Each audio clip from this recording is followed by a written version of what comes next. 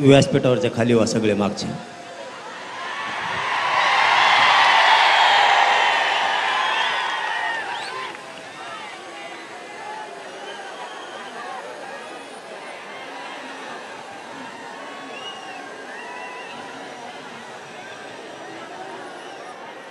हिंदवी स्वराज्याचे संस्थापक राजे छत्रपती शिवराय, राजमाता मासाहेब जिजाऊ, धर्मवीर छत्रपती संभाजीराजे, महाराष्ट्राची धाकटी पंढरी श्री क्षेत्र नगर नारायणगडाच्या चरणी त्रिवार नतमस्तक होतो. आपल्या नारायणगडाचे मठाधिपती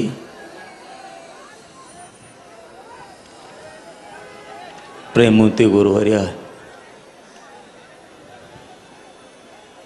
शिवाजी बाबाजी यांच्या चरणी नतमस्तक होतो.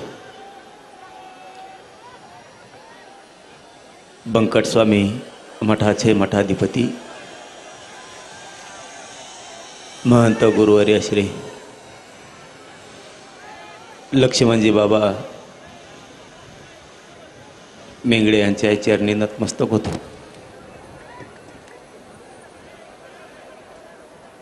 आणि या पवित्र नारायणगडाच्या कुशीत जमलेल्या राजकीय, सामाजिक, शेतकरी सर्व माझ्या बांधवांना मानाचा जय शिवराय.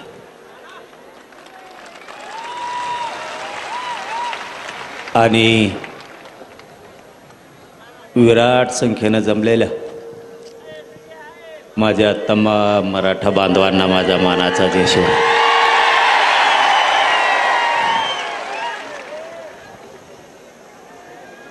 आज खासदारांपासून आमदारांपर्यंत सगळेच बांधव या पवित्र नारायणगडाच्या कुशीत येऊन तुम्ही तुमचं मोठेपण सिद्ध केलं, त्याबद्दल तुमचं सगळ्यात अगोदर धन्यवाद. मला मायबापावर लई त्रास होतोय बोलायला. आपला गड नगद आहे म्हणून ताकद मिळते. जशी मला मिळाली तशी माझ्या शेतकऱ्याला पण मिळावी. लय वेदना आहेत, शरीरात लय त्रास आहे. मी तुम्हाला एक गोष्ट सांगितली होती, आठवत असलीत बघा. एक 5-6 महिन्यापूर्वी तुम्हाला मी एक गोष्ट सांगितली होती, प्रत्येक माणसाला सांगितली होती की मी थोड्या दिवसाचा पाहुणा आहे.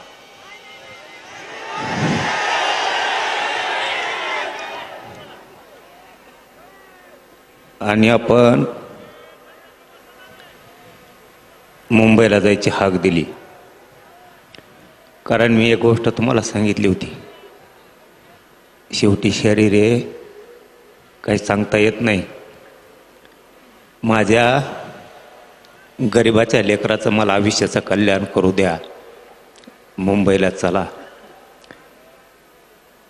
कारण मी त्याच वेळेस एक गोष्ट सांगितली होती, मी आहे तोपर्यंत माझ्या समाजाच्या लेकराला आरक्षण दिलेलं मला बघायचं. माग कुणी हटू नका, कुणी माग सरकू नका, अशी संधी पुन्हा सोडू नका, हे मी तुम्हाला सांगितलं होतं. तुम्ही आत्ता साथ दिली तर माझ्या समाजाच्या लेकराबाळाचं मी आयुष्याचं कल्याण करू शकतो. आणि तुम्ही मुंबईला साथ दिली आणि 75 वर्षातनं लढाई जिंकलेली मराठ्यांनी, GR घेऊन मराठ्यांनी लढाई जिंकली.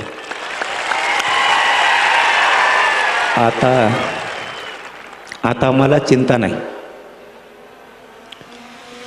मी आता थोड्या दिवसाचा पाहुणा असो किंवा लय दिवसाचा,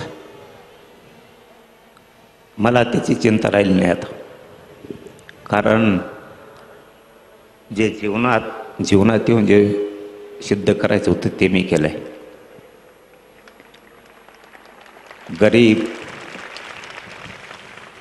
गरीब मराठा समाज खूप होरपळत होता.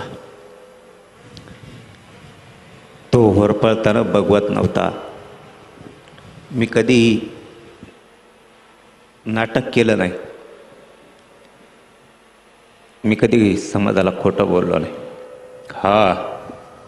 एक गोष्ट खरी, एखाद्या वेळेस 1-2 पावलं मागं पुढं सरकवलं असं,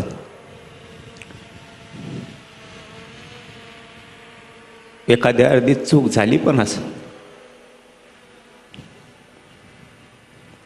पण मला दिसत होतं समाज लय तरफडतोय. लेकीबाळी पोरं बाळ जर मोठे करायचे असले तर शेतीबरोबर त्याला आरक्षणाचा आधार देणं गरजेचं आहे. आणि रात्रंदिवस तुटून पडलो. माझ्या समाजाचा हट्ट होता, इच्छा होती, त्याच्या लेकरा बाळाला नोकरीपासून शिक्षणापासून लांब राहायला लागू नये. त्याने केलेलं कष्ट त्याच्या डोळ्यात देखता या 6 करोड मराठ्यांचे लेकर सुखी समाधानी राहावेत.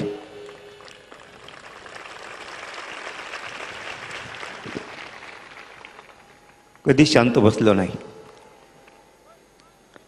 पूर्ण आयुष्य झिजवलं. आता मला काही वाटत नाही. खूप जणांनी सातारा संस्थान म्हणजे पश्चिम महाराष्ट्र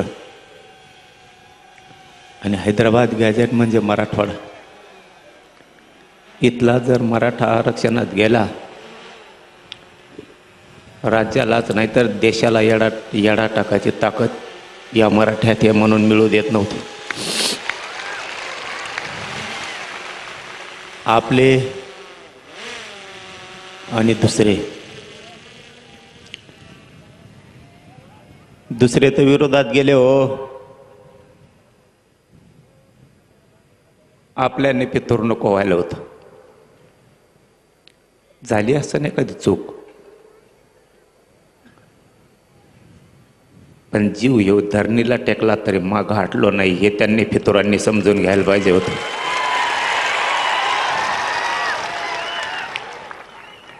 लढणारा मी आहे,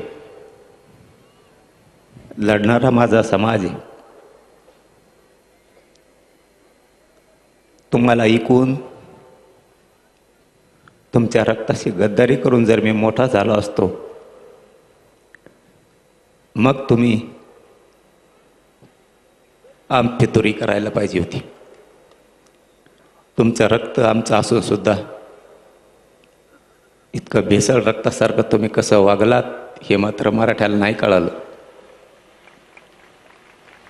आमच्यासोबत तर नाहीच, पण मिळालंय त्याच्यात सुद्धा समाधान व्यक्त करू देत नाहीत. तुम्हाला आयुष्यात काही देता नाही आलं. एक सांगू का, 45 वर्षाची लढाई जे काहीच करता नाही आलं यांना, पांढरे कपडे घातले आणि मोठ्या गाड्यात हिंडले, फक्त टीव्हीवरती बोलले आणि पुस्तकं वाचले, याच्यातच यांनी यांचं मोठेपण आणि मर्दानगी गाजवली. समाजाला यांना काय देता नाही आलं. मी आणि माझ्या गरीब मराठ्यांनी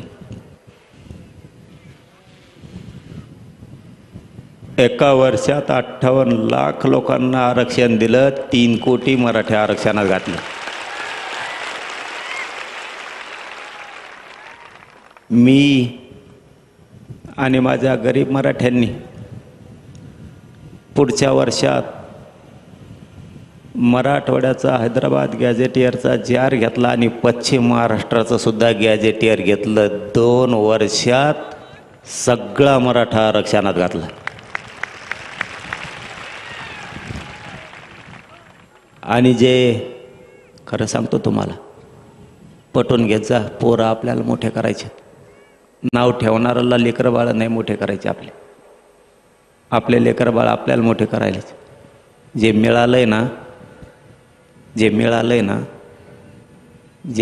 ना ते पण खूप मिळालंय. गावाचे गावं निघायला लागले, राहिलेले निघतील. समाधानी राजा, ओताळं वागायचं नको. कुणीतरी सांगायचं सगळंच पाहिजे. आपल्याला मग लोक सगळंही मिळून द्यायनात आणि थोडं थोडं पण मिळून द्यायनात. मी आणि माझा समाज आम्ही बरोबर आमच्या पद्धतीनं जाऊन डावट टाकून सगळ्यांच्या मुडक्यावर पाय दिलेत. थोडं हुशारीने चला. खाताना विचार करा, गरम आहे का गार झालंय. नको बरं, समाज डुबल असं वागायला नको. आपण दसरा मेळाव्याला जमतो, सभाला जमतो, आंतरवालीत जमतो, मुंबईत जमतो, मजा म्हणून नाही. सांगितलेला तुम्ही विचार सांगितलेला मी जपून ठेवायचा आणि मी सांगितलेला तुम्ही जपून ठेवायचा, तरच मोठे होत नाही तर काय अर्थ नाही. नुसतं आलो, बसला, इकडं तिकडं फिरला, झाडाखाली गेला, पुन्हा सभात येऊन बसला. मराठ्यांनी चतुर हुशार व्हायचं, टंगळ मंगळ बंद करायची, बावचाळ्यावनी वागायचं बंद करायचं. लई समाज पुढं न्यायचा. एक शब्द सांगतो तो आज पक्का घेऊन जायचा इथून. मराठ्यांनी यापुढं शासक बनायचं आणि प्रशासक पण बनायचं.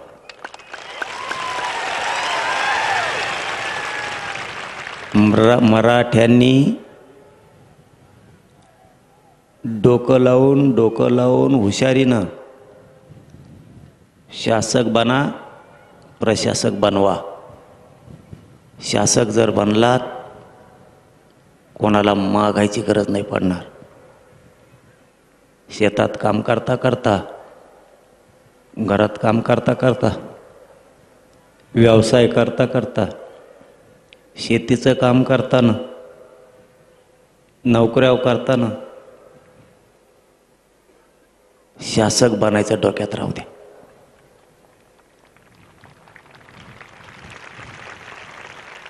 तुमच्यावरती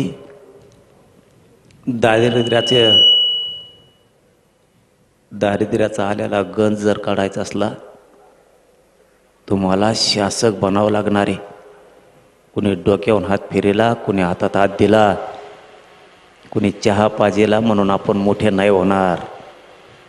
या दसऱ्याच्या निमित्तानं सांगतो, जातीला सांभाळायचं असलं, जातीच्या अडचणी दूर करायच्या असल्या तर तुम्हाला शासक बनावं लागेल. आणि प्रशासकही बनावं लागेल. प्रशासनात एवढी ताकद आहे,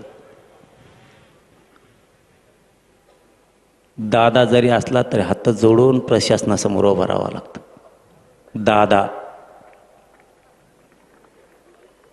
दादा त्याला प्रशासनापुढं हात जोडून उभं राहावं लागतं. राजकीय नेता असला तरी हात जोडून उभं राहावं लागतं. गुंड असला तरी राहावं लागतं. 2-3 उदाहरणं सांगतो. तुम्ही जर PSI बनलात त्याला प्रशासन म्हणायचं. तुम्ही तहसीलदार, PSI, SP, कलेक्टर जर बनलात, कसलाही दादा तुमच्या पुढं हात जोडून उभा राहील. कसलाही नेता तुमच्या पुढं हात जोडून उभा राहील. समजून घ्या. आज दसऱ्याच्या निमित्तानं तुम्हाला काय सांगतोय, लेकरा बाळांसाठी ही आयुष्याची शिदुरी आहे. नुसते कष्ट करा आणि नुसतं पळा, एवढंच करू नका. तुमचं पोरगं, तुमची पोरगी PSI झाली, तहसीलदार झाली, कलेक्टर झाली, SP झाली, मोठा वकील झाली, न्यायाधीश झाली, मोठा डॉक्टर झाली, मोठा इंजिनियर झाली, मोठमोठाल्या पोस्ट आहेत त्याच्यात अधिकारी झाली. तुमचं पोरगं पोरगी CIDत गेली, SITत गेली, SCBत गेलं. प्रत्येक क्षेत्रात जर आपलं लेकरं गेलं ना, तर या गरीब समाजाला बसायला आधार होईना. ऑफिस एखादं बसायला आधार. सगळे बोगस लोक जाऊन बसलेत तिथं, बोगस आरक्षण घेतलेले, बोगस.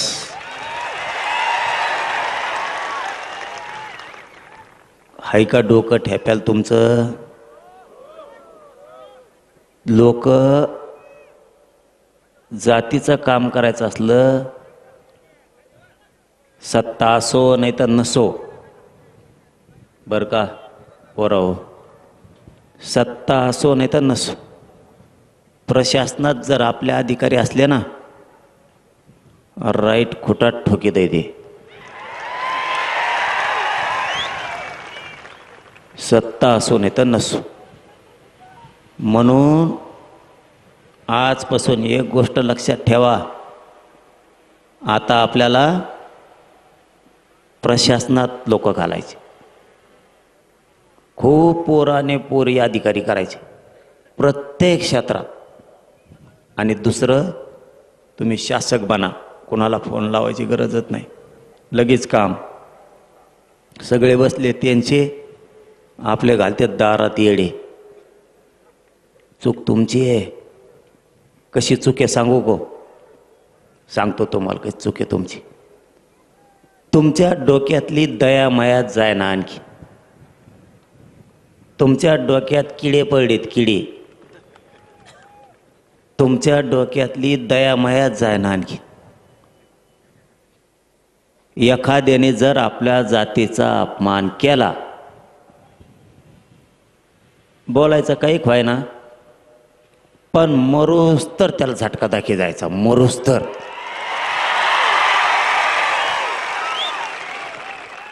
त्याला म्हणायचं जातवान मराठ्यांची अस्सल अवलाद. त्याला वाटलं पाहिजे संगत हिंडत आहे हे माय घाल.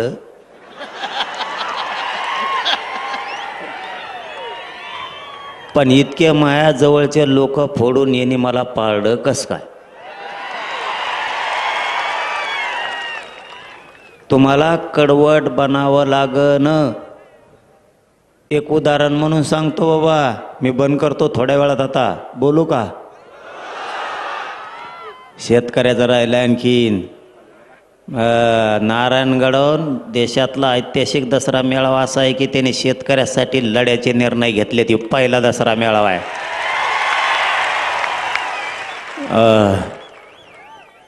तुम्हाला विसरायचं नाही का सांगतो, कारण सांगतो. मला इथं ते विषय नाही बोलायचे, पण उगा थोडी चुणूक सांगतो विसरायचं का नाही.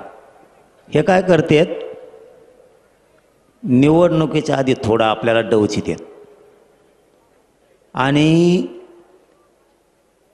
डवचिलं की मी तिकडून उत्तर देतो आणि म्या उत्तर दिलं की 3 ते 4 महिने गप्प बसतील. त्याचा अर्थ समजून घ्या. भेले नका म्हणू त्याला. नीट काय बोलतोय ते ऐका. ते तिकडून असं एक शब्द आपल्या काळजाला लागन असा बोलतेत, जसा की गुलामीचं गॅजेट म्हणणारे माकडं, अवलादी. ज्या भिकार अवलादी गुलामीचं गॅजेट म्हणायचं आणि 3-4 महिने गप बसायचं. मी काय सांगतो नीट ऐका. ते एकटंच नाही, असे जे जे बोलते त्यांच्याबद्दल सांगतो. तुम्ही ना किडे पडलेले डोक्यातले जाळून टाका. देणठो जरा काय ती. बर, आता मी सांगितलं मग त्याला उत्तर. आमचं गुलामीचं गॅजेट हे. मग इंग्रज काय तुमच्या घरात राहत होता का?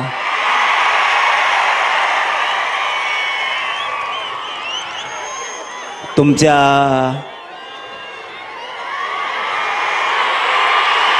परिवारातला आहे का?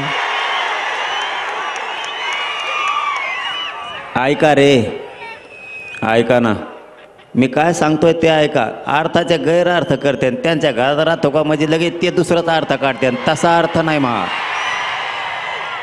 मा तसा अर्थ नाही. अर्थ नीट समजून घ्या. मी गडावर आहे,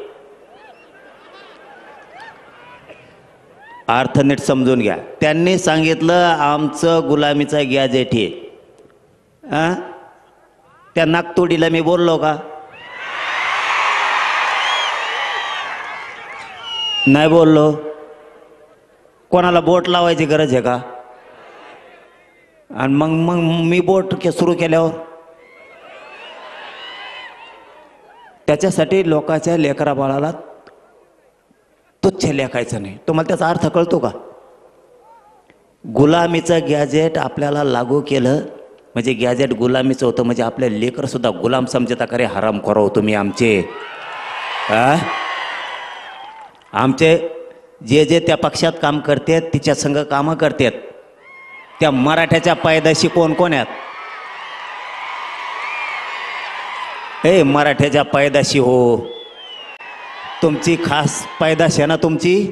तर तुमच्या पोराला तुमच्या जातीला गुलामीची अवलाद म्हणलंय. करतो का प्रचार झकमाऱ्या? अरे 10-5 लाखाच्या कामासाठी कवरसाठी तू रे. स्वाभिमान जागा ठेव रे. तो जातीला घाण बोललं गेलं, घाण. तुझ्या जे जे तिथं त्या पक्षात तिच्यासोबत काम करतात त्यांच्यासाठी सांगतोय. खास तुमच्या अवलाद जर मराठ्याची असली ना आता, तर तुमच्या मराठ्याच्या लेकराला गुलाम म्हणलंय, गुलाम. मग आपली जर गुलामीचे पैदाश आहे असं जर त्यांचं म्हणणं आहे तर मराठ्यांनी तिथं कशाला झक मारायला काम करता? तुमचा स्वाभिमान जागा व्हाव द्या ना. अरे गेलं राजकीय करिअर खड्ड्यात, गेलं 10-5 रुपयाचं काम काढी लावीत. अस्सल जातवान मिश्या पिळणाराची अवलाद आहे. कशाला कोणाच्या पायाखाली काम करता? पाय चाटून. आता त्यांनी काय सांगितलं? हे गुलामीचं गॅजेट कशाला लागू करता? मोगाचा प्रश्न अर्धवट राहिला आणि तुम्ही तिसरंच जोडिता म्हणून सांगतो. मग आता आमचं गुलामीचं गॅजेट हे निजामचं. बरं ठीक. मग इंग्रज काय तुमच्या परिवारात राहत होता का घरात राहत होता? त्याचं कारण काय? तुमचा परिवारातला आहे का त्यो? निजाम आमच्या परिवारातला नाही म्हणून गुलामीचं. मग आता इंग्रज हे तुमच्या परिवारातला आहे का म्हणून 1931ची जनगणना घेतली आणि तुम्ही त्याच्या जीवावर आरक्षण घेतलं? तुम्हाला त्यानेच आरक्षण दिलं इंग्रजाच्या जनगणनेनं. इंग्रजाच्या जनगणनेनं आरक्षण दिलंय तुम्हाला. मग तुम्ही कोण असं आम्ही म्हणायचं का? म्हणलो नाही, म्हणलो नाही. आपण तुमच्यासारखे बिघडलेल्या रक्ताचे नाही. म्हणलो नाही, म्हणणार नाही. म्हणायचं का असं म्हणलो नाही. तुम्ही डायरेक्ट म्हणले आम्हाला, पण आम्ही म्हणायचं का म्हणलो. बर, याच्या पुढं जाऊन आम्ही असं म्हणलो का की बाबा आमचं गुलामीचं गॅजेट हे. मग तिकडं राजस्थानला अकबर बादशाहकडून पळून आलात आणि इकडं तुम्ही निजामाची चाकरी करायला लागलात. आम्ही असं म्हणायचं का म्हणलो नाही तर म्हणलो नाही. ए भेद पेत नसतो हा. ती शहाणपणा शिकायचा नाही. गप बसलेलो आहेत म्हणून गप येत. तुम्ही फक्त फेसबुक व्हॉट्सअपला लिहू शकता. ज्या दिवशी सुरू होईल ना त्या दिवशी तुम्हाला बी कळन. काही बोलता माझ्याडेले नीट करायची ताकद आमच्या मराठ्यात आहे. काही बोलता. आम्ही म्हणलो का तुम्ही राजस्थानला होते तिकडं बादशाह अकबर होता आणि त्याने लय ठोकलं दांडकीने तुम्हाला, मग पळून इकडं महाराष्ट्रात आलात.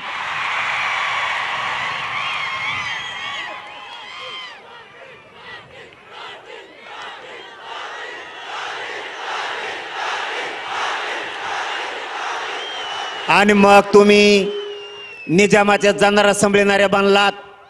व्यापारी म्हणून आलात आणि राज्यकर्ते बनलात. चला व्हा माघारी. आम्ही असं म्हणायचं का म्हणलो नाही. अरे ग बाई लय बोलता येतं सगळ्याला. मापात राहावा. याच्यासाठी झक मारायला मराठ्याने तुम्हाला 30 वर्ष निवडून नाही दिलं. याच्यासाठी निवडून दिलं होय 30 वर्ष. तुम्ही असे पान उतारे करो आमच्या अवलादीचे. आणि आता काय करणार हे सांगतो तुम्हाला, नीट ऐका. आता मी म्हणलो ते म्हणले निजामाचं गॅजेट हे.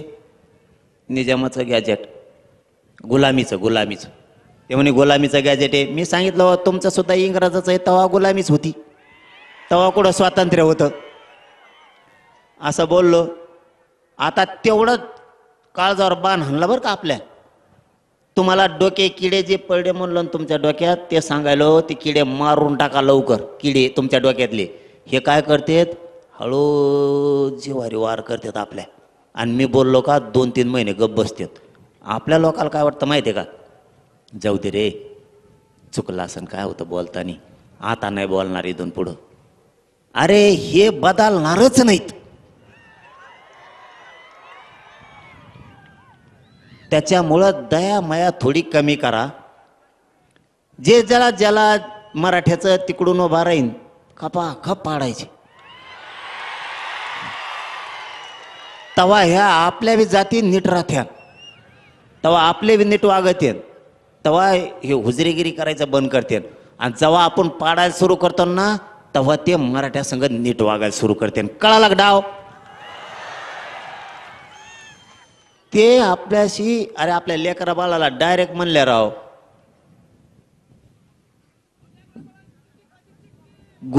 गुलामी. आपल्या लेकराला डायरेक्ट गुलाम म्हणलं गेलं त्याचा अर्थ असा होतो. आणि मग तुम्हाला लेकरा बाळापेक्षा मोठे ते आहेत का म्हणून गप जरी बसले ते आपल्या मीडियात बोलते जाहीर आणि लोकात म्हणतात चुकलं बरं का इथून पुढं नाही बोलणार. मीडियाने ऐकलं ते आणि मग लोकात बोलून काय करतो मीडियात म्हणा मग सोडून देतो आम्ही. हे जिवारी वार करतात कळून देत नाहीत. तिसरा मुद्दा 2 सांगितले शासक बना प्रशासक बनवा. दुसरा सांगितला ह्यो इथून पुढं जो बोलन त्याला सोडीत जायचं नाही. तिसरा मुद्दा लय महत्वाचा आहे. कधीच आजपासून ओबीसीला दोष द्यायचा नाही. बघा डोक्यात उजाड पाडून घ्या. आपण काय करतो एक जरी नेता बोलला तरी आपण म्हणतो ओबीसीचे नेते घाण आहेत. ओबीसीचे नेते नाही याच्यात ओबीसीचा काही संबंध नाही. समजा माळ्याचा सगळ्या दोष आहे का, काही सगळ्या माळ्याचा दोष आहे का, ते सगळ्या भाव चालल्याला जाऊनच आहे.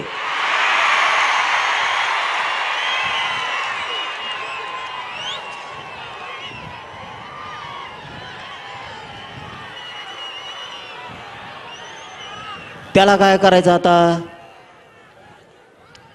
त्याला म्हशीवणी थोड्या दिवस पाण्यात बांधायचं. त्याला मी बांधितो थांबा तुम्ही मला नीट होऊन द्या रे, मी नीट व्हायना रे. मग शरीर मला साथ द्या नाही तर यांचा दुमता काढायला मेले पक्का आहे. लावले का नाही 150 पावणे 200 कामाला लावले का नाही रे.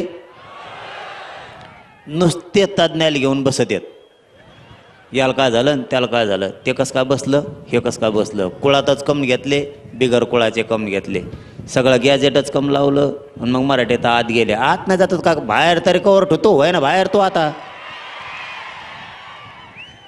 आता इथून पुढं ज्या जातीचा माणूस बोलन त्याला ओबीसीचा नेता नाही म्हणायचा. इथून पुढं एक ध्यानात घ्यायचा, आज घडवून जाणाऱ्या प्रत्येक महाराष्ट्रातल्या माणसाने ओबीसीचा नेता बोलला ते काय करताय चाभऱ्यापणा, हे आत्ताशी आपल्या डोक्यात आलंय. आमच्या ओबीसीवर अन्याय होतो, मग आपण सगळ्या ओबीसीला बोलवतो का नाही? ओबीसीवर अन्याय नाही, याचे लाभार्थी थोडी जात आणि ह्यो दोनच धरून मागा लागा जायचं. ओबीसी इथून पुढं बोलायचं नाही. समजा उदाहरणार्थ इथून पुढं, आता इथून पुढं लक्षात ठेवा, समजा आता थोड्या माळी आणि थोड्या माळ्याचा नेता छगन भुजबळ, बाकीच्या नेत्याने काही, बाकीच्या माळ्याने काही केलं का आपलं? उगाच सगळ्याला चेंगरीतो आपण बी. छगन भुजबळ आणि त्याचे लाभार्थी माळी तेवढीच जात, बाकीच्या माळी आपली. धनगराचा नेता आपल्या विरोधात बोलला, धनगराचा नेता आपल्या विरोधात बोलला, समजत आहे की तुम्हाला मी काय बोलतोय? धनगराचा नेता आपल्या विरोधात बोलला, सगळ्या धनगराचा संबंध नाही. ते थोडं ते 10-5 त्याचे धनगराचे लाभार्थी आणि त्यो बाकीच्या धनगराला देणं घेणं नाही. त्यामुळे इथून पुढं जो जातीचा बोलन ना त्याला त्याच्या जातीत तोलायचं, आता ओबीसीत तोलायचं नाही.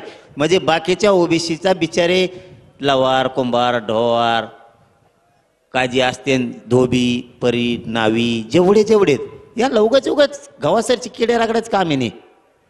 आणि सगळ्या ओबीसीचा फायदा 2-3 घेतात, ही एक लक्षात ठेवा. एक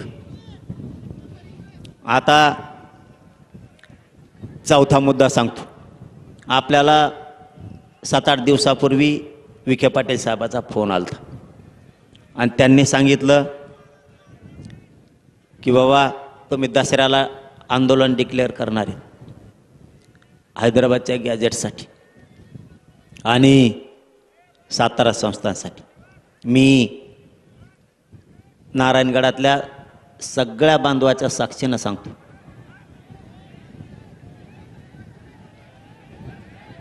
काय रे खाली बसा,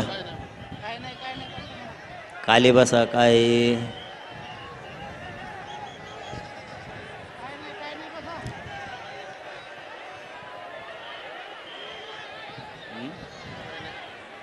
काय रे करायचं सुरू? शांततेनं ऐका. एक 15-20 मिनिटात सगळं उरकून घेऊ आपण. 15-20 मिनिटात सगळं उरकून घेऊ. शांत राहा. लय महत्त्वाचे विषय. आणि मग विखे पाटील साहेबाचा फोन आला. शांत बसता का? नाही तर मला सांगा काय मी नीट करू शकतो, आणि दुसऱ्याचा जर असला तर घरात जाऊन नीट करू शकतो. माया नादी लागायचं नाही. तुम्ही 12चे तर आम्ही 14चे आहेत. मग तसल्या भानगडीत पडायचं नाही. शांत राहून द्यायचं. मराठ्याचं असल टाकली फिकली असली चलून दे थोडंफार, पण दुसऱ्याचं जर कोणी असं ना वळवळ करत असं ना, घरात घुसवून हाणायची ताकद आमच्यात. घरात घुसवून लय सहन केला भाऊ, लय लोकांनी त्रास सहन केला. 75 वर्ष माया मराठ्याच्या. तुला काय सांगाव, कसल्याने यायचं आमच्या आईला घोडा लावून जायचं. बास रे, त्याच्यासाठी जीवन नाही. तुमच्या हातात जे आहे ना तितकं धारधार आमच्या सुद्धा हातात आहे. तुमची जशी भाषा तसं आमची वागायची तयारी आहे. आता तुम्ही आमच्या लेकेबाळीला जगू द्यानात, तुम्ही आमच्या पोरायला जगून द्यानात, तुम्ही आम्हाला आरक्षण घेऊ द्यानात, नोकऱ्या खाऊन द्यानात. माजलात का दादागिऱ्या करून? दादागिऱ्या तुम्हाला वाटतोय तुम्हाला दादागिरी, आमच्यात दादागिरी नाही. आमच्या तुमच्या ताकद आमच्यावर बी टंगडीला फिरून दगडावर आपटायची तयारी आहे. ते बाकीचे नाटकं फक्त शिकायचे नाही. मला वाटतं नको समाज मोठा आहे, मागा लागला, आखाडणार नाही, म्हणून मी आपलं गप गप गप गप घेतोय. हे बुळबुळ इत्तड भर मुठभर नाही तर, आणि बुळबुळ बुळबुळ बुळबुळ. आम्ही जाऊ द्या म्हणतो. आपला एखाद बार डोकं जरी फुटलं तरी आपण म्हणतो जाऊ द्या. त्यांना वाटलं भेट येतच, भेट येत नाही भाऊ. फुटाण्याला सुद्धा सापडायचं नाही तुम्ही फुटाण्याला. मला उगाच जे नाही बोलायचं ते बोलायला लावू नका. विषय चालला, विखे पाटील साहेबाचा फोन आला. त्यांनी सांगितलं, पाटील दसरा, तुम्ही म्हणला दसऱ्याला ये. मला संडासच लागल्यावर झालंय. मुंबईत गेल्यापासून असा धाक पडलाय, अर्ध मंत्रालय मुंबईच्या बाहेर गेलतं. म्या बळस बळस बळस धाडस लावून कॅबिनेटदार जे हातात हे, आणि त्यो जे आर कॅबिनेटनं काढलेला आहे. कुठला जे आर काढताना कॅबिनेटला काढावा लागतो. आणि एखाद्या जर उपसमितीने काढला, उपसमितीला अधिकार आहे का नाही काढायचा हेही बघावं लागतं. जर उपसमितीला एखादा जी आर काढायचा अधिकार आहे तर ते कॅबिनेट असायला लागतेत. उपसमिती सगळे कॅबिनेट आहेत. त्यामुळं विखे पाटील साहेबांनी सांगितलं, पाटील गावागावातल्या समित्या नियमाच्या राहिल्यात, थोडं शिबिरं पण घ्यायचे राहिले, त्यांना सविस्तर सांगायचं, काही अधिकाऱ्याच्या लक्षात येत आहे, काहीच येत नाही. म्हणलं ठीक आहे, खरं सांगा फक्त. म्हणलं मी माया मराठ्याला नारायणगडावर बोलन. ते म्हणले फक्त एक अतिवृष्टी आहे, जे आर प्रमाणे मराठ्यांना आरक्षण दिलं जाईल. ठीक आहे म्हणलं, मग म्हणू का मीडियात? ते म्हणले म्हणा. माझं असं म्हणणं आहे, आपण आता डिक्लेअर करणार होतो तर थांबू, महिना 15 दिवस जमन का? म्हणले ते गॅजेट प्रमाण देतो. आणि तुम्हाला काम सांगतो आता, ए कुंकड हिंडाता रे, आयला माय आता चालय नाही रे, तुम्ही कुठं हिंडाता रे, कुठं चालले, काय याची नुकती केली तिकडं, काय आज वास यायला तुला? बाबानी नगद इथं नगद, नारायणगडावर नगद ये, बोलता यायला लागलं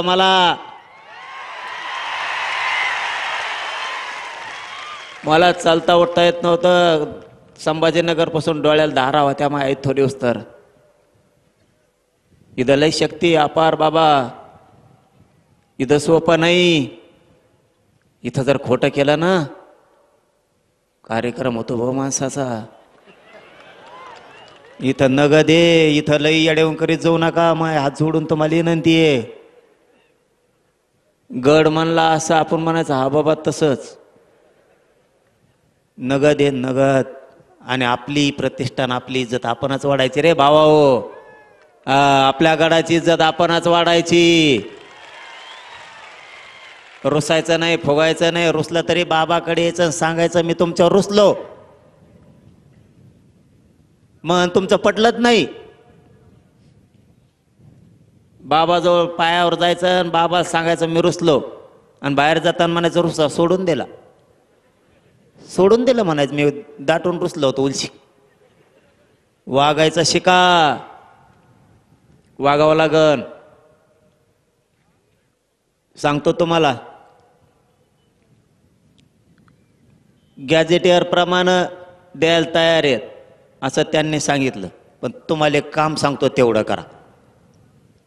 महाराष्ट्रात सारखे आडनाव असणारे लोक,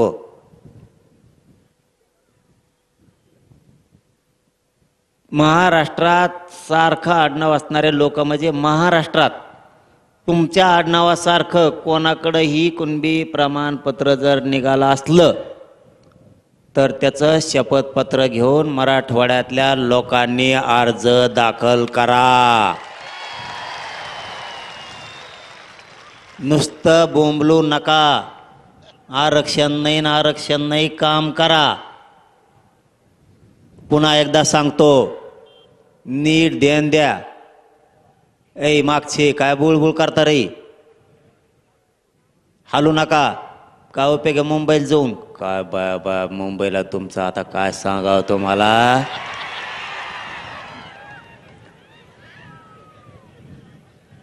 तुमच्यासारखं आडनाव असणारे,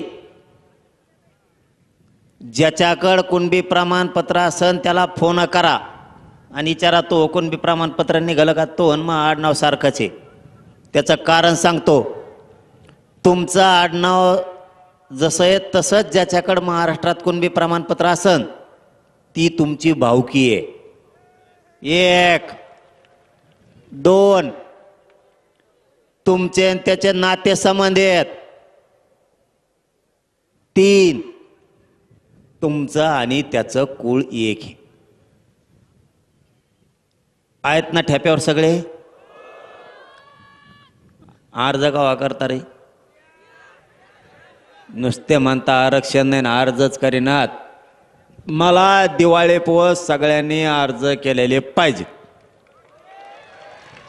आणि जर त्यांनी नाही दिलं तुम्ही अंतरवाली लिहा, सांगा इथं इथं माया आडनावासारख्या माणसाचं प्रमाणपत्र होतं, त्याचे नामची भावकी आहे, त्याचं नामचं कुळ आहे, त्याचं नामच्या नातेसंबंध आहेत, पण अधिकाऱ्याने दिलं नाही. मी जाणं तेव्हा अधिकारी जा. प्रतिज्ञापत्र लिहून घेताना हेच तर महत्वाचं आहे. का उपयोग आहे मग प्रतिज्ञापत्र लिहून घेताना ज्या माणसाकडं कुणबी प्रमाणपत्र आहे तुमच्या आडनावासारखं त्याचं कोण प्रतिज्ञापत्र लिहून घ्या की हा म्हणजे कुणबी प्रमाणपत्र ज्याच्याकडे त्याने लिहून द्यायचं, हा माझा भावकीतला आहे, हा माझ्या कुळातला आहे, हा माझ्या नातेसंबंधातील आहे, याला शिक्षणासाठी नोकरीसाठी शासकीय योजनेसाठी माझ्या कुणबी प्रमाणपत्राच्या आधारे याला कुणबी प्रमाणपत्र देण्यात यावं, कारण तो तुमच्या भावकीतला झाला, कुळातला झाला, नात्यातला झाला. चांगलं आणखीन दुसरा कोणाकोण विचारून सुद्धा प्रतिज्ञापत्र चांगलं करून घ्यायचं आणि अर्ज सादर करायचे. स्थानिक चौकशी अहवाल आहे प्रत्येक सेतू केंद्रावर. गरीब लोक समजून घ्या, गरीबाला काय करावं कळाना. स्थानिक चौकशी अहवाल म्हणून एक अर्ज आहे सेतू केंद्रावर, तो काढून आणायचा. त्याच्यावर जे कागदपत्र आहेत ते सगळे कागदपत्र जमा करायचे. ते कागद घेऊन तहसीलदारकडे जायचं आणि तहसीलदारला सांगायचं महा कुणबी जात प्रमाणपत्र निघण्याचा अर्ज भरून घे. तेव्हा म्हणून कागदपत्र आधी अर्ज देतो आणि कागदपत्र घेऊन ये. त्याला म्हणायचं अर्ज देतो नाही, कागदपत्र घेऊन आलोय, अर्ज भरून घे आणि प्रमाणपत्र दी. कळालं आता मोकळं मोकळं. आता ह्यो मुद्दा क्लिअर झाला. आता राहिला मुद्दा शेतकऱ्याचा. माझं सरकारला जाहीरपणानं सांगणं, 1 मराठवाड्यात आणि मराठवाड्याच्या लगतच्या जिल्ह्यात ओला दुष्काळ जाहीर करा. त्याशिवाय माघार नाही. हे काम करायचंय दिवाळीच्या आत. सरकारनं हे काम दिवाळीच्या आत करायचंय. दुष्काळ ओला दुष्काळ जाहीर करायचा. 1 70,000 रुपये शेतकऱ्यांना हेक्टरी भरपाई द्यायची कॅश. पिकं जळाले ना पाण्याने 70,000 रुपये हेक्टरी कॅश द्यायची. मुद्दे झाले 2. मनोज जरांगे बोलतो ते करतो हा, त्यामुळे तुम्ही मुद्दे ध्यानात ठेवा. आता तुम्ही समजायचं आता मात्र शेतकऱ्यांची खरी फाईट सुरू झाली. हा आता समजायचं तुमच्या पदरात पडलं. आरक्षण पडलं की नाही आणि मी म्हणलेलं हे पडलंच म्हणून समजायचं. फक्त आता तुम्ही नीट डोकं लावून ऐकायचं आणि वेळ द्यायचा. वेळ देणार का? पहिला मुद्दा सांगितला, दुष्काळ ओला जाहीर करायचा दिवाळीच्या आत. दिवाळीच्या आत 70,000 रुपये हेक्टरी द्यायचे. कोणाला? शेतकऱ्याला पण सरसकट. सरसकट कोणाला? ज्यांचे शेत वाहून गेले नाही त्यांना.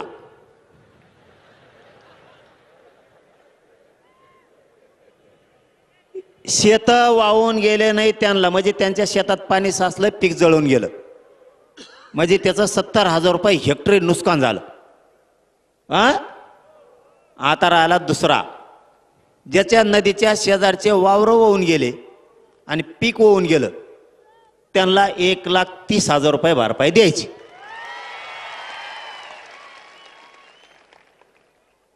आपलं असंच असतंय. तज्ज्ञ नाही ना, अभ्यासक नाही, कोण नाही. त्या अभ्यासक भंगार सगळ्या दुनियाचे कुंकड काही सांगत येत, आपल्या आपल्या हिशोबाने बरं गरीबाला मिळत. तज्ज्ञ नको ना, अभ्यासक नको, तिकडंच पुस्तकं नालीत वाचित बस म्हणा वाड्यात. ज्याचं शेत वाहून गेलं आणि पीक पण त्याच्याबरोबर गेलं, त्याला 1,30,000 रुपये द्यायचे. हे झाले 2 काम. आणि तिसरं काम, ज्याचे जनावरं वाहून गेले, ज्याचा कांदा वाहून गेला, ज्याची सोयाबीन वाहून गेली, ज्याची बाजरीचे खळे होणार होते वाहून गेले, त्याचे सोनं वाहून गेलं, त्याचं धान्य वाहून गेलं, यांना शेतकरी सांगन तसा पंचनामा करून 100% भरपाई द्यायची. म्हणजे घर पडलं, शेळ्या वाहून गेल्या, जनावरं वाहून गेले, म्हशी वाहून गेल्या, काहींचे कांदे वाहून गेले, काहींचे बाजऱ्या काढल्या होत्या ते वाहून गेल्या, काहीचे सोयाबीन काढून ठेवलं होतं ते वाहून गेलं, काहीचं सोनं गेलं, घरातल्या भांडे बासनं गेले, मोटरी गेल्या, पाईप गेले, कोठा वाहून गेला, काहींचं भितडं घर वाहून गेले, काहींच्या नळ्या वाहून गेल्या, काहींचे सौर ऊर्जा वाहून गेले. जेवढं वाहून गेलं तितके पैसे एवढे द्यायचे. हे झाले 3. हे झाले 3. आता चौथं, शेतकऱ्याचे 15 रुपये कापायचे ठरले ऊसाचे. अजिबात 1 रुपया सुद्धा कापायचा नाही. 1 रुपया कापायचा नाही. याला पर्याय. चौथा मुद्दा सांगतो, ध्यानात ठेवा, आपल्याला आता लढाई करायची. चौथा मुद्दा, याला पर्याय देतो आम्ही. शेतकऱ्याचे ऊसाचे पैसे कापूस तर ज्याला 10,000 रुपये पगार आहे त्याचे 2,500 कापा. ज्याला 20,000 पगार आहे त्याचा चौथा हिस्सा कापा, 5,000. ज्याला 1,00,000 आहे त्याचे 25,000 कापा. ज्याला 2,00,000 आहे त्याचे 50,000 कापा. चौथा हिस्सा कापायचा. त्याला काही गोमीचा पायलांगडा होणार आहे का? पगार फुकटात. हे वावर कुठंतरी हडपिलेला असन, नोकरी म्हणल्यावर कुठंतरी अनाधिकृत सापडीला असन, त्याच्यामुळं हे कापा. कमीत कमी 4-5 लाख तर अधिकारी असतील नोकऱ्यावाले सगळे. 10 लाख, या 10 लाखातच जवळपास 1,000 कोटी रुपये जमा होते. ही एक प्रत्येक राजकीय पक्षाकडं हे करायचा. सरकारला सांगतो, मुख्यमंत्र्याला सांगतो, हो ते पैसे कापायचे नाही, हे नोकऱ्यावाल्याचे पुऱ्याचे पैसे कापा. टोटल 1,000 रुपये ठेवू नका. त्याचे चौथा हिस्सा कापून टाका आणि शेतकऱ्याला वाटा. इकडे शेतकऱ्याचं कुठं गाबाळ आणि तू त्याचे 5 खायची येळ आली आणि तू कुठं खातो रे? ते जमणार नाही. 1 एकरभर ऊस लावायचा आणि त्याच्यात तुला 15 रुपये द्यायचे. तो जर काढी लागली काय तिकडं, आणि तो पोराचा टायरच 1 लाखाचं आहे गाडीचं. ही केव ना ती गाडी. दुसरा मुद्दा, एका पक्षाकडं 1,000 लोक आहेत मराठ्यावर.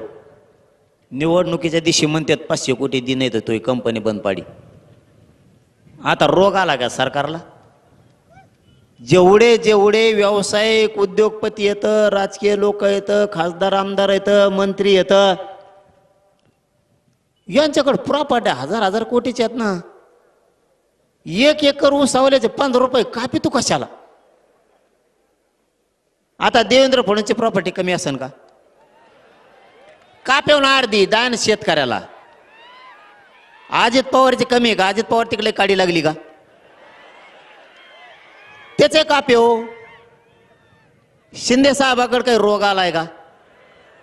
त्यांची कापे हो प्रॉपर्टी. उद्धव ठाकरेकडे काही कमी पडलं का? त्यांचं कापे हो. शरद पवारकडे पुरी काडीत लागली का? त्यांची कापे हो. काँग्रेसचे येतं नाना पटोले, सोनिया गांधी, इंदिरा गांधी, तो कोणचा कोण लाल भडक गांधी, एक दुसरा कोणचा आहे तो त्याची कापे हो. यांजवळ प्रॉपर्ट्या कमी आहेत का? हा, ते आंबाडी, त्याचं तेल मीठ बंद करा ना. सगळं त्याचे पंप येतं. त्याला म्हणा एक दिवस तो जे रिलायन्स पंपाचा व्यवसाय येतो एका दिवसाचा एका पंपावर दिन शेतकऱ्याला. ऊस कुठं कापितो इकडं? आमचा फेसकोट पडे पाणी घालू घालू ऊसाला ना. आमचं कुठं कापितो गाच पाण्याचा? तिकडं लय मोठं उतारा ना. त्या राज ठाकरेकडे काही कमी आहे का? त्याच्या सगळ्या ट्रॅव्हल चालतात कापे हो त्याच्या. नारायण राणेकडे काही कमी पड असलं त्याला दी ऊसाचे पाचराटाचे, त्याच्या कोण घी. मस्त विखेंकडे येतं, मोहिते घराणे येतं, निंबाळकर घराणे, चव्हाण घराणे, देशमुख घराणे येतं. त्या छग्याला 2-4 पोते भरून द्या पैशाचे. त्याची काडी लागली असली कुठं तर त्याच जवळ नसन तर. इकडे निजामी गॅजेट म्हणणारे यांच्याकडे काही असले तर बघा. बोलायला तर लय उत येतं तोंड तवाच. इकडे दे म्हणा थोडे. आणखीन कोण कोण असले तर ते वगळंटी वार एक तो काँग्रेसचा, त्याच्याकडे काही असले तर बघा. तो 56 कुळे, त्याच्याकडे काही पैसे असते. त्यांनी ते कुट्याची कंपनी तर बंद पाडली. 200 कोटी दिले नाही म्हणून त्याला निवडणुकीला. असे करा ना गोळा. अंबानी कोण करा, टाटा कोण करा, त्यो आणखीन कोण कोण त्यो नाही काही टपूर कोण आहे ते शिंदे साहेबाचे आमदार पळून घेऊन गेलेले ते टपूर.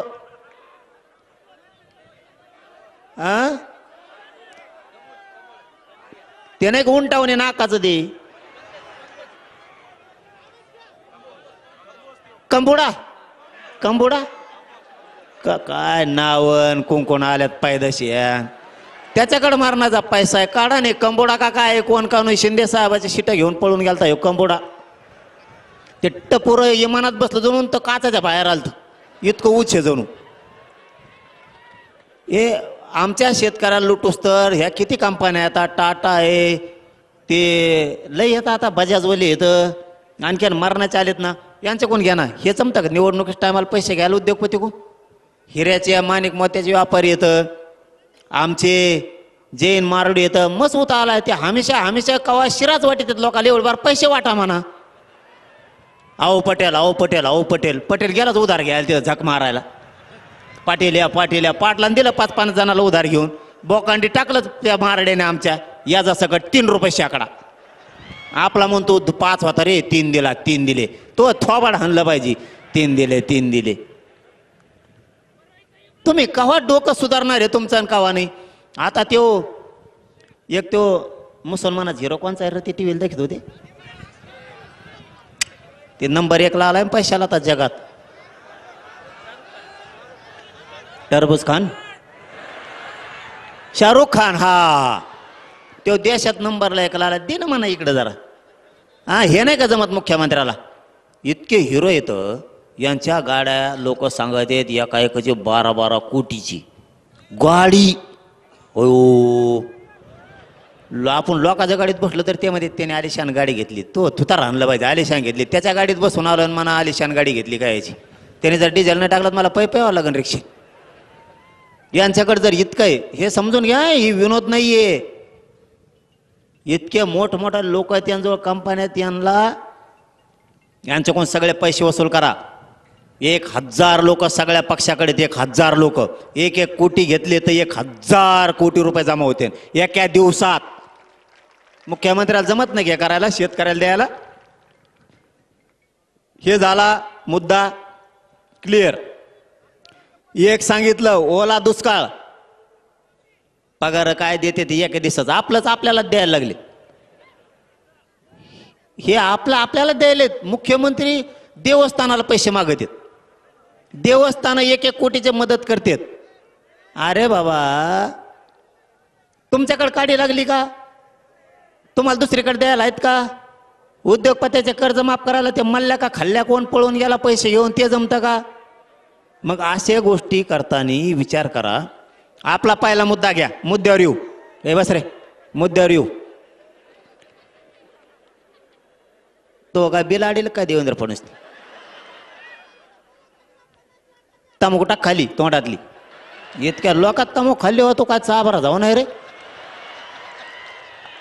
बर दिसून तरी द्यायचे नाही, कपारा कापारा ठेवायची.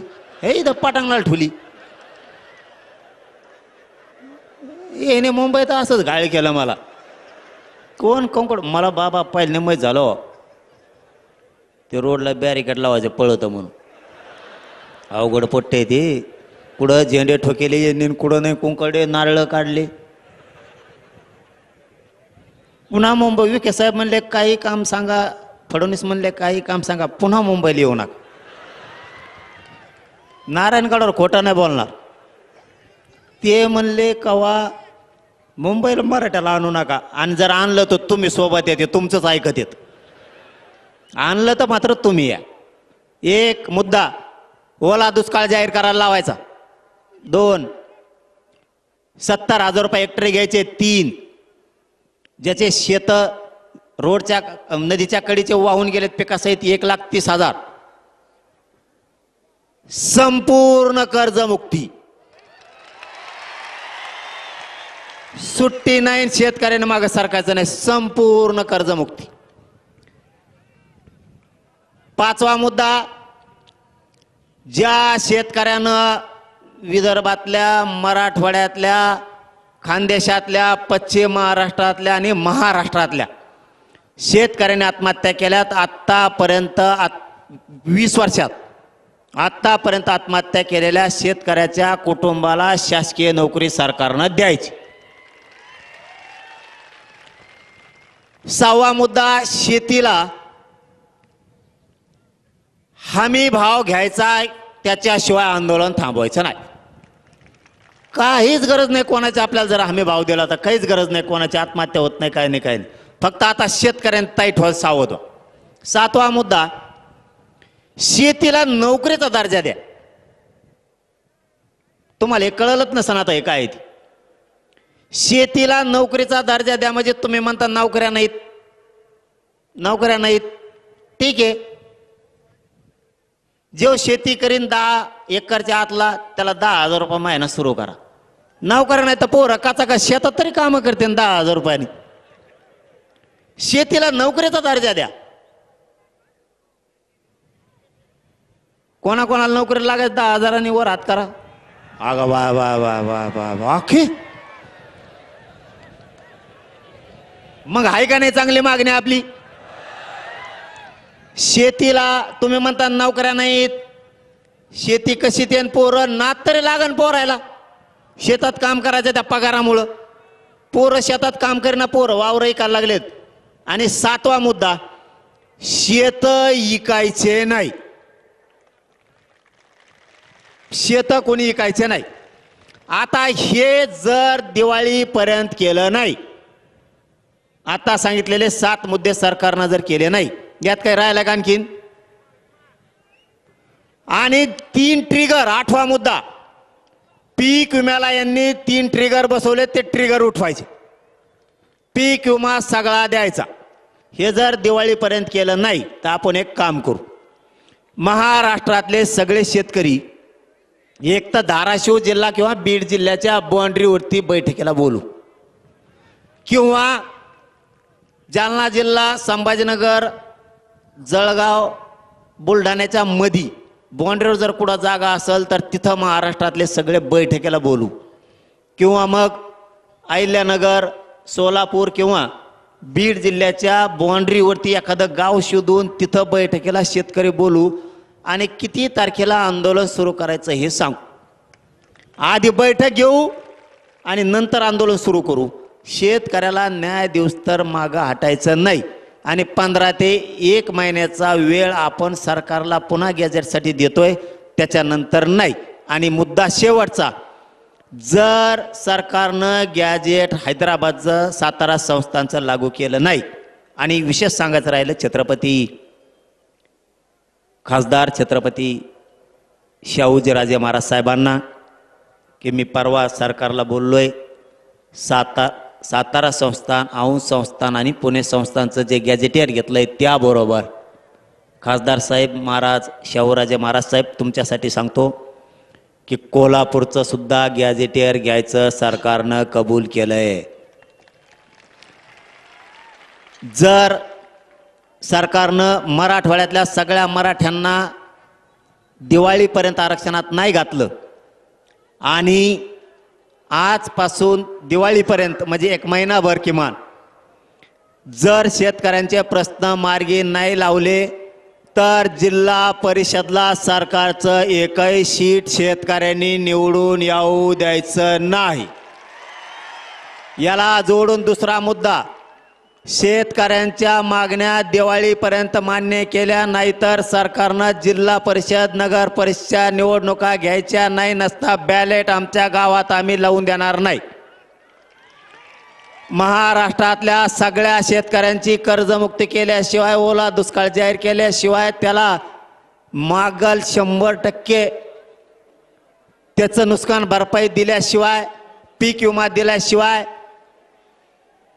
आम्ही निवडणुकीची तारीख घोषित करून देणार नाहीत. आणि तुम्ही जर केली तर मंत्र्यांना महाराष्ट्रात सभा घेऊ द्यायची नाही. ठरलं का? आणि गॅजेटचं सुद्धा सोयीला लागल, काळजी करू नका. गॅजेटचं सोयीला लागल, 100% गॅजेटचं सोयीला लागणार, नसता महाराष्ट्रात नेत्याला फिरून देणार नाहीत आपण. त्याची काळजी करू नका. फक्त सगळ्यांनी अर्ज करा आणि दिल्लीला पण जायचंय, काळजी करू नका. दिल्लीला येणार का तुम्ही सगळे? मग सांगतो तारीख दम्मान तुम्हाला, थांबा थोडं. आधी या 2 गॅजेटच्या अंमलबजावणी होऊ द्या, सातारा संस्थान आहे पश्चिम महाराष्ट्राच्या. आणि सगळ्यांना विजयादशमीच्या खूप खूप शुभेच्छा देतो. तुम्हाला दम्मानी गावाकडे जा, मला दवाखान्यात जायचंय, त्याच्यामुळं सगळ्यांनी दम्मानी जा रे बाबा हो. एक जीवाने राहा, एक विचार फुटून देऊ नका, एकमेकाला साथ द्या. जातीला कुठं अडचण आली जातीच्या मदतीला उभा राहत जा, सुखादुखात जा. शेतकऱ्याच्या मदतीला धान्य कपडा घेऊन जा, तेल मीठ घेऊन जा, त्यांना पीठ मीठ घेऊन जा, त्यांच्याकडे दळायला लाईट नाही येते घेऊन जा.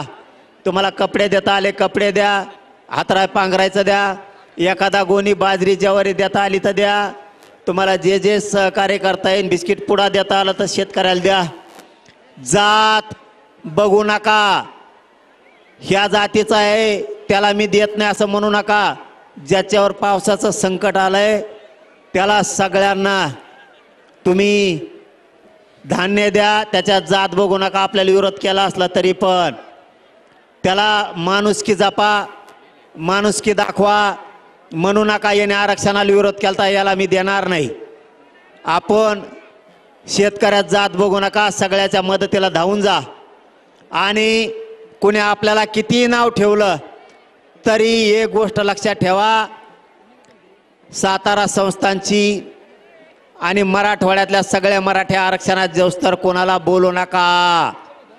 तुमचा अपमान केला तरी सहन करा, तुम्हाला शिव्या दिल्या तरी सहन करा, सांगितलेला शब्द ध्यानात ठेवा. शांत राहा.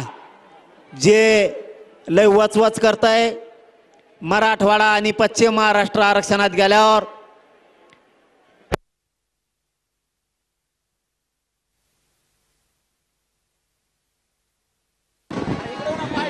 Hello hello hello hello hello कोणी जर आपल्याला त्रास दिला, त्रास सहन करा, माझा ऐका. हॅलो गरज आहे आपल्याला मराठवाडा आरक्षणात जाऊस तर एखाद्याने शिव्या दिला, त्रास दिला तरी सहन करा. लय वळवळ करतोय का एखादा? पश्चिम महाराष्ट्र आणि मराठवाड्यातले मराठी आरक्षणात गेल्यावर पहिला नंबर त्याचा लावून त्याची जिरू. पण आता ते वेळ नाही. आणि एक महत्वाचं सांगतो, यांना कुत्र सुद्धा विचारित नाही म्हणून आपल्या विरोधात बोलते. त्यांच्या अंगावर जाऊ नका. घेण्या देण्याचं संरक्षण लावायसाठी तसं करते ती. संरक्षण इकडून तिकडून हिंडाव, यांना त्यांच्या जातीत सुद्धा किंमत नाही. पण आपले लोक त्यांच्या अंगावर गेल्यामुळं त्यांना ते संरक्षणासाठी करतात, फोकसला यासाठी करतात, मीडियात राहण्यासाठी करतात. त्यांची काही अवकात नाही, त्यांना काही महत्त्व नाही, त्यांच्यात लाज पण नाही. समजून घ्या रे बाबा हो. इकडे येतात बोंबलतात, मग आपण त्यांच्या मागं लागतो, त्याला लागत संरक्षण, आणि त्याला कुत्रंही चिरीत नाही. कवा 3-4 जणच लय मजा येईन त्यांची. पण मराठी एकदा आरक्षणात जाऊ द्या आणि मग बोलून दाख म्हणा. त्याला रोडने सुद्धा नाही पळता येणार. असं करू आपण, पण दम धरा, थोडे दिवस दम धरा. कोणाला काय बोलू नका, उत्तरं देऊ नका, मीडियात देऊ नका, प्रत्यक्ष देऊ नका, कोणाला त्रास पण देऊ नका. ते मुद्दाम करतायत मीडियात राहण्यासाठी आणि संरक्षण लागायसाठी. आणि तुम्ही फक्त शांततेत घ्या आणि कोणावरही विश्वास ठेवू नका. आपण गरिबांनीच आपल्या गरिबावर विश्वास ठेवायचा आणि गरिबांनीच लढाई जिंकायची. तुम्हाला लई मोठं करायचं आहे. मला आणखीन मी तुम्हाला लई मोठं करणार आहे. तुम्हाला आणखीन गरीब मराठ्याला सत्तेत घालायचं आहे. मला सत्तेत. ज्या दिवशी तुमच्या हातात कारभार येईन तेव्हा तुम्ही चांगल्या चांगल्या नेत्याचा 30-30, 40-40 वर्षाचा बदला घेता. तुम्ही म्हणता तवा लई येडे करत होता, आता सत्ता मायात आहे, तो खोटा चुपटीतो आता. त्यामुळे एक विचारी राहा, विचार फुटून देऊ नका. हाक मारली की येत जा. मला आता दवाखान्यात जायचंय. धन्यवाद. तुम्हाला खूप खूप शुभेच्छा. जय शिवराय. धन्यवाद. यानंतर राष्ट्रगीत. तर आपण पाहतोय जरांगेंनी विविध मागण्या या ठिकाणी केलेल्या आहेत. दिवाळी आधी सरकारनं ओला दुष्काळ जाहीर करावा, 70,000 हेक्टरी शेतकऱ्यांना भरपाई द्यावी, यासह संपूर्ण कर्जमाफी द्यावी, असं सुद्धा जरांगे यावेळी म्हणालेत. तर राज ठाकरेंकडे राणेंकडे पैसे कमी आहेत का असा सवाल करत त्यांनीही मदत करण्याचं आवाहन त्यांनी केलेलं आहे. शिवाय छगन भुजबळांकडे सुद्धा 2-4 पोती पैसे द्या असं आवाहन त्यांनी केलेलं आहे. उद्योगपतींकडून पैसे घ्या आणि शेतकऱ्याला पैसे द्या असं यावेळी जरांगे म्हणाले आहेत. तर एकूणच भरपूर मागण्या त्यांनी या ठिकाणी केलेल्या आहेत. ज्यांची जनावरं गेली आहे, शेती वाहून गेली आहे, घरं पिकं सगळं काही वाहून गेलं आहे, त्यांना त्यांच्या मनाप्रमाणे भरपाई द्यावी, 100% भरपाई देण्यात यावी, अशी ही मागणी यावेळी जरांगेंनी दिली आहे. शेतकऱ्यांना पूर्णपणे कर्जमुक्ती द्यावी अशी ही मागणी जरांगेंनी यावेळी केली आहे. शिवाय आत्महत्या केलेल्या शेतकऱ्यांच्या कुटुंबियांना शासकीय नोकऱ्या देण्यात याव्या आणि या मागण्या पूर्ण करा, नाहीतर निवडणुकीची तारीख घोषित करू